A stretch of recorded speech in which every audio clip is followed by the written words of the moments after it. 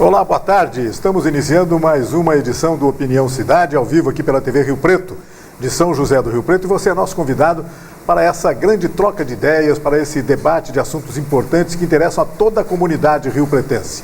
Nosso programa é transmitido pelo canal 7 da NET para toda São José do Rio Preto. Portanto, o nosso objetivo sempre é atingir os interesses da cidade de São José do Rio Preto, focar os interesses da cidade de São José do Rio Preto. E pelo site www.tvriopreto.tv, o nosso programa é distribuído para todas as outras cidades do Brasil e até do mundo também.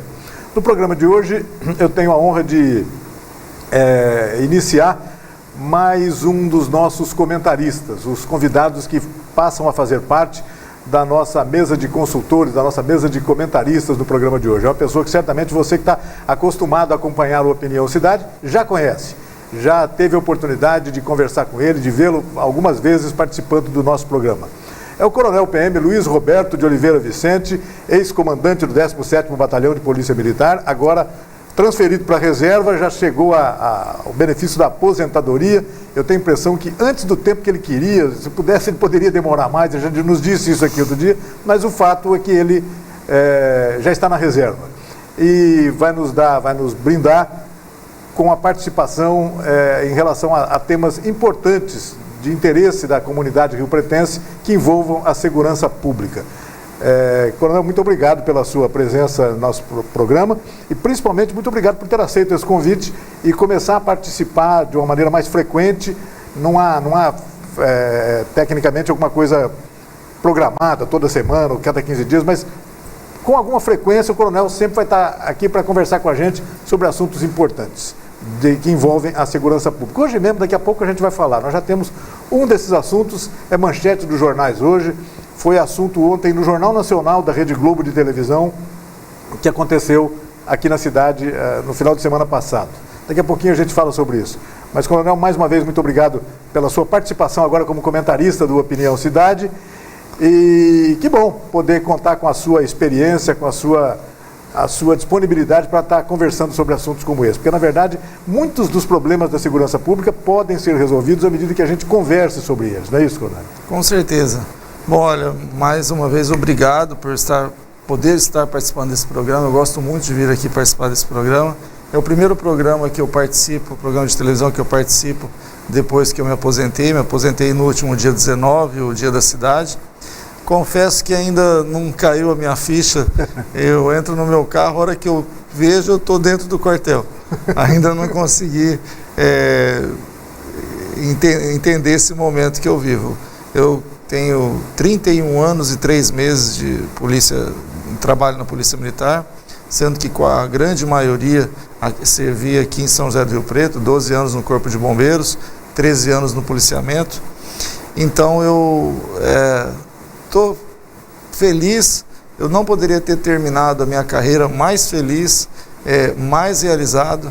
Até no último dia, eu não vim aqui depois daquele dia, né? Exato. No último dia, eu fiz questão de fazer mais uma operação Liga de Delos, foi a 7ª operação, essa que é a maior operação policial de São José do Rio Preto e do interior paulista. E teve um outro fator importante também nesses últimos dias, né? A prisão de uma pessoa que estava sendo procurada por um assassinato em Minas Gerais, se não me engano. Daqui a pouquinho a gente pode falar sobre isso também, se o senhor puder. E na quinta-feira, na quinta-feira, dia 17, a gente estava assistindo a televisão e passou uma reportagem, um crime bárbaro, que a pessoa estrangulou a mulher e depois ateu fogo nela ainda quando estava viva, respirando. E aí chamou a atenção porque na reportagem falou que esse homem poderia estar aqui em Rio Preto. Então nós começamos aí com as imagens, com a fotografia dele, um trabalho de identificação com o nosso serviço de inteligência, com os policiais de rua. E olha, nós vimos essa reportagem na quinta-feira à noite, na sexta-feira, às 7 horas da manhã, ele já estava preso. E isso foi assim, deu uma repercussão muito boa, um crime bárbaro. A pessoa estava aqui escondida em Rio Preto, trabalhando de ajudante numa cozinha de um clube da cidade. Um indivíduo perigoso, um indivíduo frio, ele nos contou tudo o que aconteceu, não demonstrava nenhum arrependimento, chamou atenção isso. Então a Operação Liga de Delos já começou assim, com essa grande prisão aí. Depois, no final da operação, transcorreu o dia todo, foi até meia-noite, nós conseguimos prender 26 criminosos, quase 3 quilos de drogas, entre crack, maconha, cocaína. Então, aquilo que eu sempre falei, essa operação Liga de Delos, ela é muito grande, todo mundo fica sabendo, e mesmo assim, você se lembra que eu cantei a bola antes, mesmo todo mundo sabendo, a gente faz o resultado numérico. Tivemos 26 criminosos presos, grandes prisões.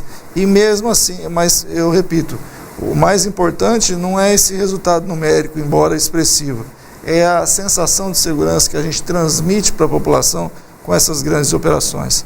Eu fui o idealizador dessa operação Liga de Delos, tive o prazer e a honra de planejar e comandar todas elas, e todas com grandes resultados. A gente agora espera que os nossos sucessores deem prosseguimento aí a essa grande operação, que ela acabou fazendo parte da história de Rio Preto, porque, como eu disse, é a maior operação policial que já aconteceu em Rio Preto e no interior do estado de São Paulo. Então, eu tive assim o prazer, a honra de terminar o meu último dia comandando mais uma vez uma grande operação e até os meus últimos minutos na rua combatendo o crime. Então, não poderia ter terminado a minha carreira mais feliz e mais realizado. E termino com o coração partido, que tinha disposição para trabalhar mais 10 anos. Sem dúvida. Mas a gente precisa passar o bastão, dar o lugar para os próximos que vêm depois da gente. Coronel, o coronel vai ser homenageado pela Câmara Municipal de São José do Rio Preto, recebendo o título de cidadão honorário rio-pretense. Se não me engano, é um projeto de decreto legislativo do vereador Maurinho Ribeiro, não é isso? Isso mesmo. O coronel não é natural de São José do Rio Preto, mas é aqui perto, da região de Rio Preto, e por isso ele então agora vai ser um cidadão rio-pretense também, de direito agora, de fato e de direito. Com o maior prazer, né? Eu nasci na cidade de Pedranópolis, próximo a Fernandópolis, e eu vim para cá com 3 anos de idade, portanto eu já estou aqui em São José do Rio Preto por 46 anos. Eu tive muitas oportunidades de morar em São Paulo, morar em Ribeirão Preto, morar em Presidente Prudente, e eu sempre quis morar aqui. E eu tive o privilégio de servir quase que toda a minha carreira aqui em São José do Rio Preto. Isso é um privilégio muito grande. Essa é a cidade que eu gosto, essa é a cidade que eu escolhi e que eu vou viver aqui para sempre. Minha história com o Rio Preto começou ainda pequeno, representando São José do Rio Preto nas competições de judô. Em 1982, eu fui campeão dos Jogos Regionais com 15 anos ainda, era moleque, fui campeão, e de 82 a 90 eu fui campeão 8 anos, representando a cidade de São José do Rio Preto. Isso me valeu uma homenagem, inclusive em 1983 eu recebi uma homenagem na Câmara também. E agora, essa é a 6ª homenagem que eu recebo na Câmara Municipal, mas sem dúvida nenhuma a maior e mais importante, que encerra a minha carreira, definitivamente a carreira na Polícia Militar. Eu tenho dito para os meus amigos da Polícia Militar que essa é uma festa da Polícia Militar, é uma homenagem que eu me sinto como se eu fosse o capitão da equipe que vai lá pegar o troféu, mas foi a equipe que foi campeã. A equipe chamada Polícia Militar foi campeã e eu estou indo lá receber o troféu. Mas eu fico assim muito feliz, muito lisonjeado por estar sendo reconhecido, né, pela Câmara, pela comunidade, o trabalho que a gente fez aí por 31 anos e 3 meses. Eu tenho muito orgulho disso, muito orgulho mesmo. É importante destacar, eu não sabia, por exemplo, que a sua ligação com o esporte, com o judô, né? Quer dizer, o seu esporte é o judô, sempre foi o judô desde muito jovem, né? 15 anos. Eu comecei a treinar com 11 anos, eu peguei a faixa preta em 1986, e durante esse período aí eu sempre representei em Rio Preto nos Jogos Regionais, fui campeão 10 anos, tenho assim, uma história muito bacana no judô, muitos amigos, muitos bons resultados, campeão paulista, campeão da Polícia Militar, campeão brasileiro das Polícias Militares. Enfim, é uma coisa que eu adoro. Pena que o judô não dá para você continuar lutando a vida inteira, senão eu lutaria. Tem um limite, né? Tem que parar uma hora, né? O judô é um esporte que exige muito, muito. Não dá para você continuar lutando a vida toda, não. Mas é muito importante, coronel, eu toquei nesse assunto para a gente exatamente destacar um ponto aqui agora. É muito importante que essa juventude que está aí agora se aproxime do esporte. O esporte é é um instrumento de resgate de muitas pessoas, um instrumento de levar essa juventude para um bom caminho, né?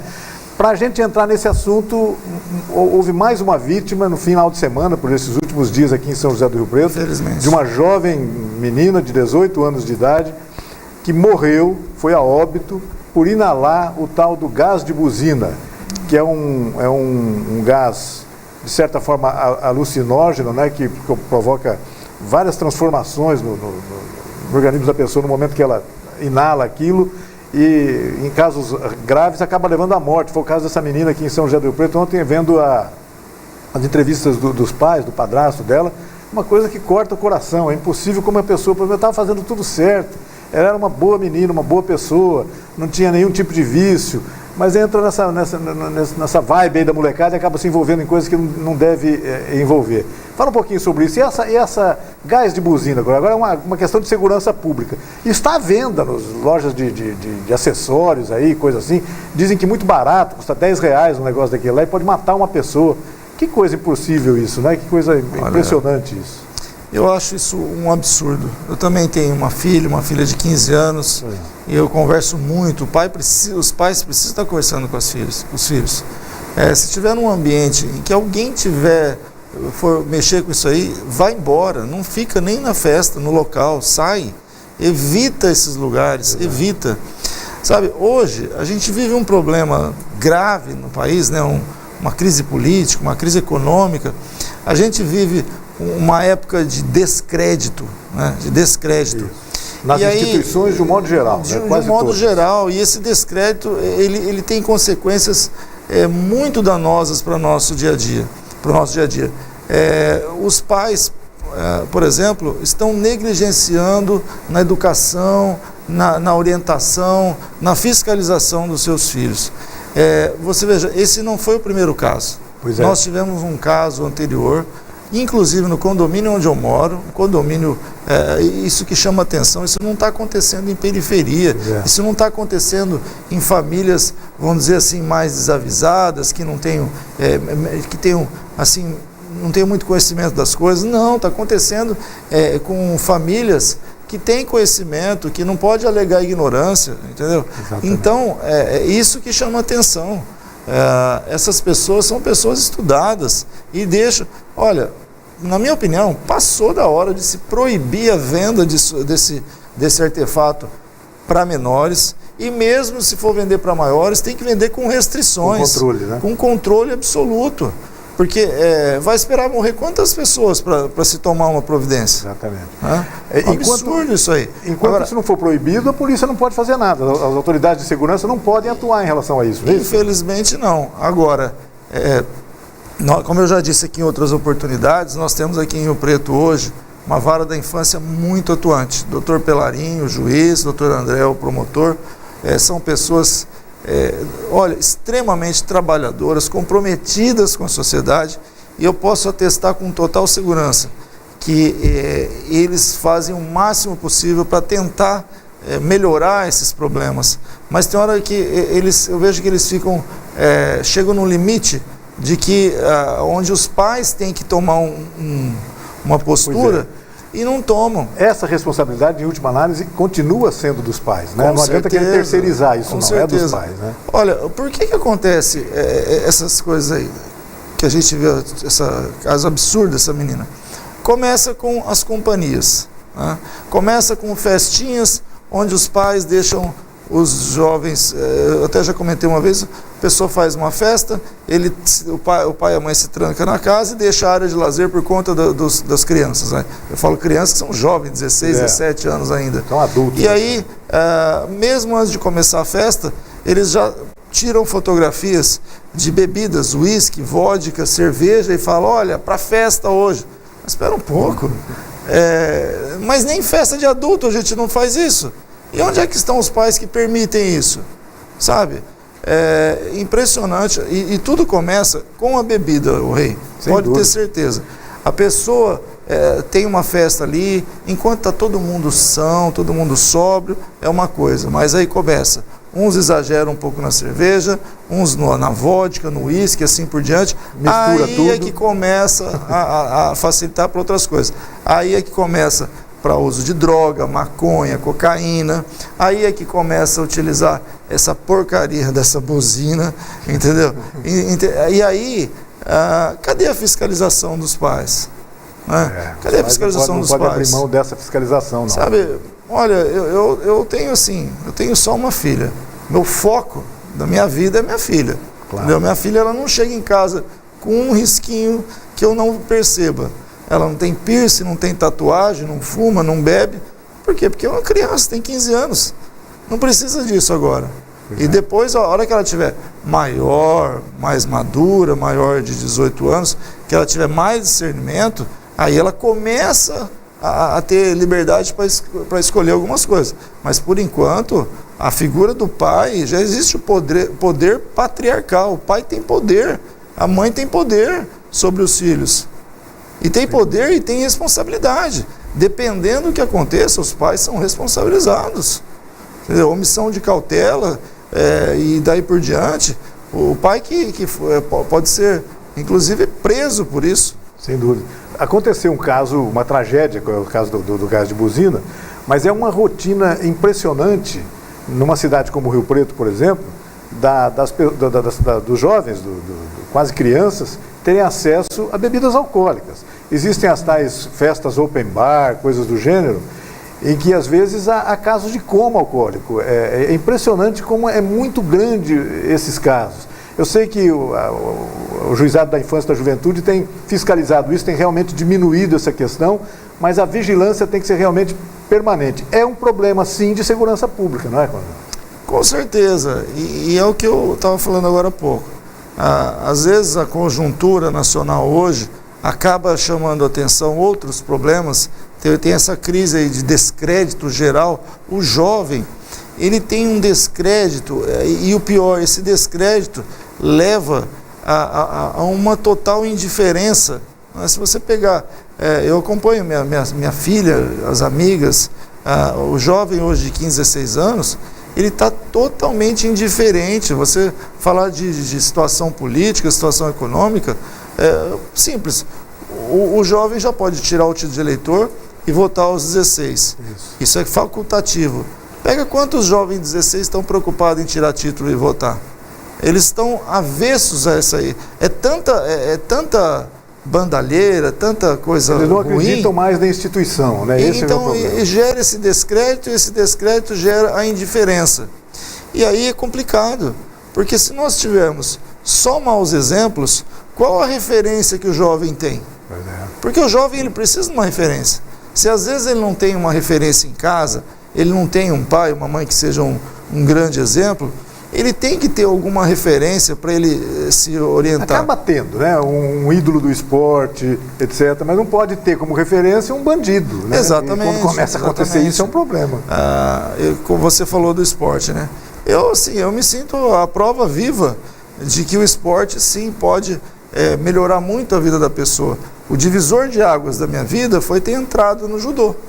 Antes do judô, eu era um moleque de rua. Era infância muito pobre.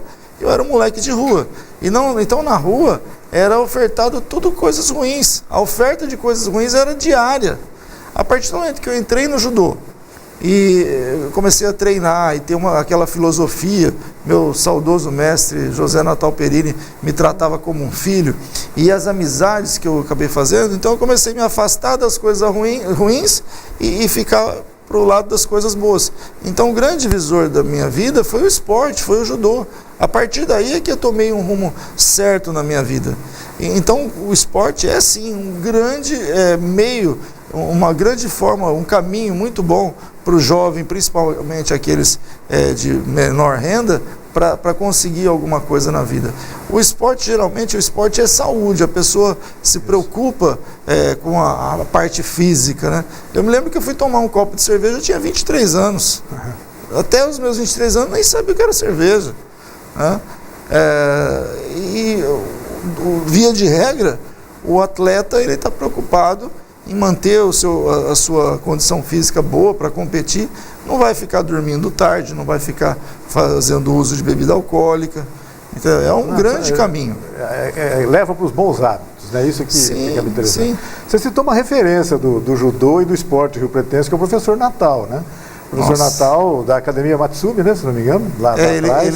Ele treinava na Academia Matsumi e depois ele montou a própria academia dele, que era a Associação Rio Pretense Judô e Karatê. Foi quando eu entrei no judô. Era realmente uma referência do esporte de São José do Rio Preto. O professor José Natal Perini. Que bacana. Natal Perini, olha, o José Natal Perini, meu grande mestre, ele é muito mais do que meu mestre judô. Eu tenho ele como se fosse meu segundo pai. Infelizmente, ele não está mais entre nós, ele faleceu. Mas é uma das maiores faltas que eu tenho, além do meu pai, da minha mãe, do meu irmão que eu já perdi, mas sem dúvida nenhuma, como eu gostaria que ele fosse vivo, como eu gostaria. É isso que a gente estava falando agora, sobre a importância desses espelhos, né, de pessoas em quem o jovem deve se espelhar, né, isso é muito legal. O Natal, sem dúvida nenhuma, foi uma das maiores referências que eu tive. Eu olhava, era meu ídolo, uma pessoa digna, íntegra, que não fumava, não bebia, tinha assim um caráter absurdo. Então passa a ser uma referência. O jovem precisa de referência. O jovem ele precisa de bons exemplos. E hoje nós estamos vendo uma crise difícil.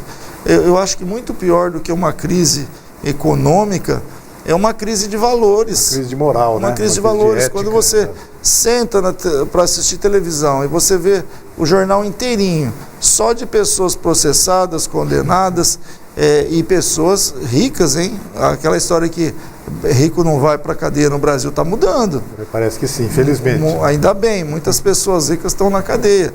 Aí você vê que a pessoa ela vai para a cadeia por opção. Porque ela não é que nem aquele criminoso que ele roubou para comer, ele roubou porque não tinha, naquele momento, não tinha condições. Não, são pessoas estudadas, são pessoas ricas e criminosas. Criminoso por opção, sabe? Então, a crise maior que nós temos no país hoje é uma crise de valores. A gente precisa resgatar os bons valores. Nós estamos falando aí de figuras célebres da vida pública, etc., do Brasil, mas recentemente, recorrentemente a gente vê também episódios como, por exemplo, a Gangue das Loiras em São Paulo. Jovens bonitas que saíram para assaltar, para aplicar o Boa Noite Cinderela nas pessoas, roubar as pessoas. Eram jovens da classe média, no mínimo da classe média, que tiveram todas as chances de evoluir realmente na vida e não aproveitaram essa oportunidade, enveredaram pelo caminho errado. Isso também acontece, é um problema com o qual a gente se depara frequentemente nesses dias. Né? Então, volta de novo na questão dos pais. Os pais têm que orientar a criança a não conversar com estranhos, a não aceitar carona de estranhos. Quando sair num local, for em alguma festa, não ingerir bebida alcoólica, não aceitar nenhuma bebida que lhe oferecer, não deixar o seu copo na mesa, ir ao banheiro e voltar. Nesse meio tempo a pessoa pode colocar alguma coisa. Você não conhece a pessoa, você falou aí do Boa Noite Cinderela. Isso é mais velho que andar para frente, mas ainda utilizam. Só que hoje com drogas muito mais poderosas. Sintéticas, um perigo realmente. A pessoa, olha, toma essa batidinha aqui, ela já vem batizada, essa batidinha. Então, eu aconselho muito a minha filha a ficar atenta. Primeiro, não deixa ela em festa que não conheça as pessoas. Não se envolve com estranho, não aceita nada de estranho, nem carona, nem nada. E toda festa tem que ter uma supervisão de adultos, né? Pode parecer careta isso, mas tem que ter, não adianta. Sabe o que minha filha fala?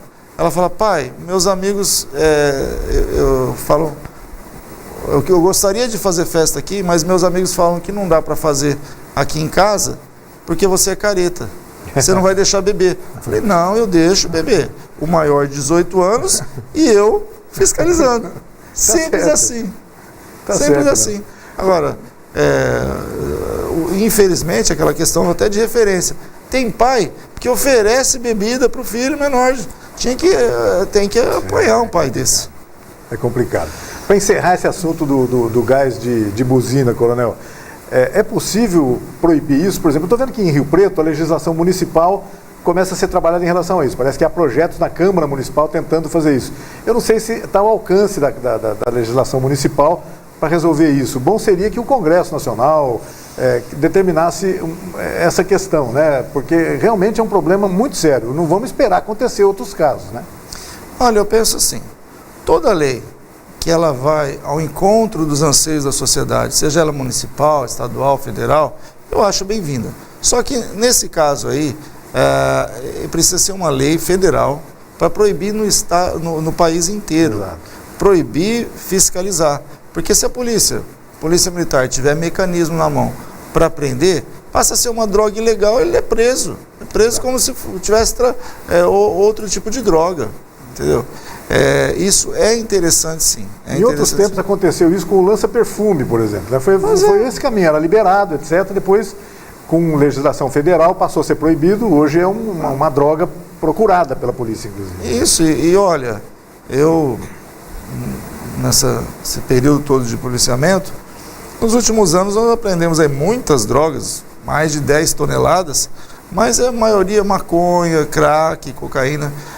O lança-perfume caiu de moda no Brasil, graças a Deus. Acho que o carnaval caiu de moda, isso aí. O carnaval não é mais aqui liberado como era. Então, quando chegava, há tempos atrás, quando chegava o período carnavalesco, era normal a polícia apreender aí caixas e mais caixas de lança-perfume. Hoje já isso não acontece mais, isso caiu de moda. Mas aí entra né, a educação, né, entra a formação, principalmente os valores familiares. E, por exemplo, eu cito sempre a questão do cigarro. Né? Hoje, nós temos ainda muitos fumantes, mas algumas coisas que foram feitas pelo governo e deram resultado. Por exemplo, antigamente, as propagandas mais bonitas da televisão eram de cigarro. Sim, então aquilo era, os jovens olhavam que lá, aquelas pessoas, moças bonitas fumando, os meninos, as pessoas bonitas fumando, achavam que lá era bonito. Então começava a fumar porque achavam que era bonito. Né? Hoje é proibido o uso, proibida a propaganda na televisão, proibida no rádio. O maço de cigarro ele vem com uma foto horrível, uma pessoa morrendo de câncer lá. Quer dizer, pelo menos está no caminho certo, está no caminho de desestimular. Se isso ajudou algumas pessoas a evitarem esse caminho, já cumpriu a missão dele. Sim, antigamente era bonito fumar, hoje é feio. Isso. Se você pegar num ambiente assim, a grande maioria não fuma. E quando alguém começa a fumar perto, o outro já se incomoda. Exato. Você chega num restaurante, lá dentro não fuma, vai ter que fumar lá fora. Então, aí eu pergunto, por que não faz isso também com a bebida? É claro que há interesses fortíssimos, interesses econômicos em jogo, né? O interesse é econômico, mas é comercial. O equilíbrio tem que ser buscado. Não é o interesse da saúde da família. Porque hoje nós vemos as propagandas que chamam mais atenção na televisão, propaganda de cerveja. Isso. E as cervejas... Tem alguma limitação de horário, mas ainda tem muita propaganda. E a cerveja, sem dúvida nenhuma, ela é o primeiro passo. É um degrauzinho, né? Para tudo de ruim. Para tudo de ruim. Coronel, nós já estamos chegando no final do nosso programa. Deixa eu aproveitar esse momento final para perguntar, e daí? Está aposentado, a gente passou para a reserva, mas eu imagino que tenha planos pela frente. Você já falou um pouquinho sobre isso aqui, a gente não se aprofundou sobre isso. Dá para falar hoje sobre quais são esses planos do Coronel Vicente aqui em Rio Preto, não? O jornal até já publicou essa semana, eu realmente me filiei a um partido, eu sou pré-candidato, não posso falar muito sobre isso, né? Mas assim, eu me aposentei, como eu disse, muitas pessoas ficam contando os dias para chegar à aposentadoria. Eu queria que não chegasse, e chegou, mas assim, a minha disposição não é de um aposentado, é de quem está começando. Eu tenho 49 anos ainda, né? A nossa profissão, a gente aposenta cedo, porque a gente trabalha, depois de 30 anos pode se aposentar. Isso. Eu trabalhei 31 anos e 3 meses. Eu comecei a trabalhar com 7 anos de idade, já era para estar cansado de trabalhar, mas eu não estou não, pelo contrário, eu não consigo ficar parado à toa em casa, então eu preciso fazer alguma coisa e... O meu dom, acho que o que eu fiz a vida inteira foi ajudar as pessoas, servir as pessoas. Então eu pretendo fazer alguma coisa nesse sentido aí. Sucesso nessa empreitada, que eu sei que não é fácil, é difícil, não é exatamente a sua praia, né? O senhor nunca participou disso, agora vai participar. Não é mesmo. Se filiou a um partido político, deve ser candidato a vereador à Câmara Municipal de São José do Rio Preto nas próximas eleições. Boa Sim. sorte, viu, coronel? Muito obrigado. E a gente obrigado, volta a conversar sobre isso, certamente depois da eleição, para a gente conhecer bacana o seu trabalho lá na Câmara, que vai ser, sem dúvida, se obtiver êxito nessa eleição, vai ser muito importante para a cidade. Obrigado aí pela... Eu que agradeço e estou sempre à disposição aqui. Se a gente puder ajudar com a experiência que a gente tem, principalmente aconselhamento aos pais, os jovens precisam, se inteirar mais das coisas e ter melhores referências, melhores valores, porque senão o que vai ser do país no dia de amanhã com esses jovens tão indiferentes a tudo? Pois é. Isso não pode continuar. São esses jovens que vão ser os nossos governantes daqui a pouco. Com certeza. Não tem outro jeito. Com certeza. Obrigado, coronel. Obrigado a você também que nos acompanhou em casa em mais essa edição do Opinião Cidade. Ficando convidado para estar conosco novamente amanhã, a partir do meio-dia, aqui na TV Rio Preto. Até lá, um forte abraço a todos. Tchau, pessoal.